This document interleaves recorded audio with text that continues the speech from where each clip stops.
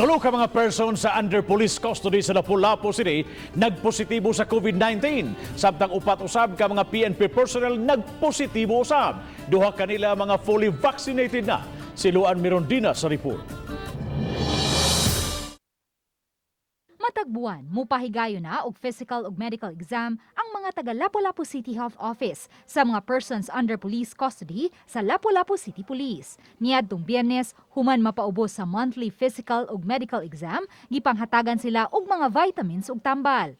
Samtang ang mga persons under police custody nga gikatakda ng dadon sa Lapu-Lapu City Jail Male Dormitory, gipaubos sa rapid test. Apan nasuta nga tulo kanila ang nagpositibo sa COVID-19 human makonfirmar sa swab test. So karon nato nag-isolate sila kanang tulo.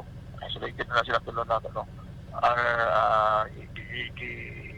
And then the rest na ato na po nag-consider nga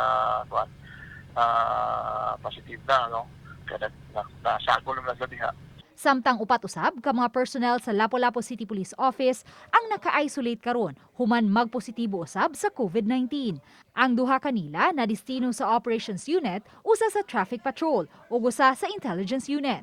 Sa upat, duha kanila ang fully vaccinated na, samtang duha ang wa pa mabakunahi. Tulo ang nakasinati og mild symptoms, samtang ang usa asymptomatic. Ang kaning duha tulo mo ay nasa isolation facility, walang usa din sa Lapu-Lapu kasama sa PNP. Ang Lapu-Lapu City Police adunay 506 ka mga personnel, 302 kanila fully vaccinated na. Samtang ang 115 ka mga personnel nakadawat na sa first dose sa bakuna ug ang nahabiling 139 gipa-schedule na usab aron mabakunahan. Uban ni Marlon Melgazo, Luan Mirondina, Balitang Bisda.